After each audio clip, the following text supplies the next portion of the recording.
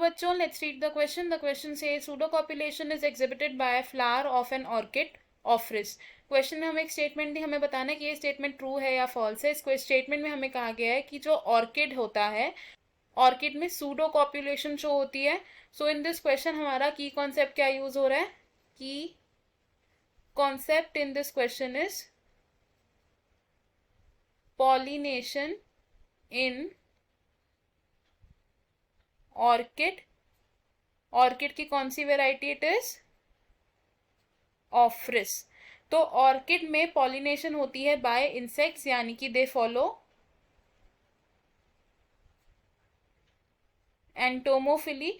और orchid plant का जो एक पेटल होता है, ये इस तरीके से मॉडिफाइड होता है कि it resembles the female insect. One petal resembles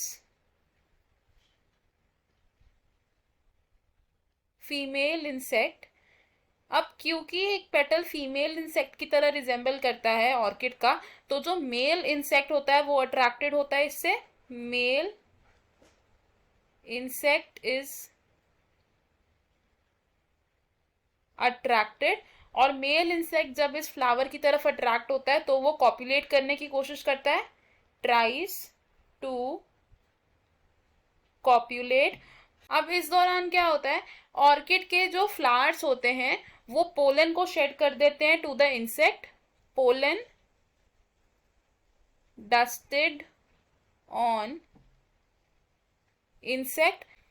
तो अब क्या हुआ, पोलन ग्रेन्स डस्ट हो गए इंसेक्ट पर, और इंसेक्ट अब क्या करेगा, अननोइंगली ट्रांसफर कर देगा पोलन ग्रेन्स को टू अदर फ्लावर.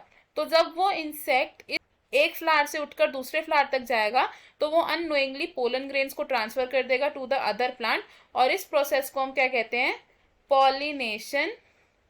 जब पोलन ग्रेन्स का ट्रांसफर हो, पोलन ग्रेन्स आर ट्रांसफर्ड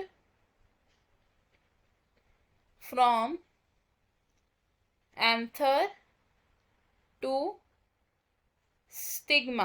और ऑर्किड की ये मैकेनिज्म जिसमें ऑर्किड रिजेंबल करता है एक फीमेल इंसेक्ट को, ताकि मेल इंसेक्ट अट्रैक्ट हो सके और कॉपुलेट करने की कोशिश कर सके जिससे पॉलिनेशन हो, इसे हम कहते हैं सूडो कॉपुलेशन. तो हमारे पास जो ये स्टेटमेंट दिया है, ये स्टेटमेंट है एक true statement. I hope you understood it. All the best. Thank you.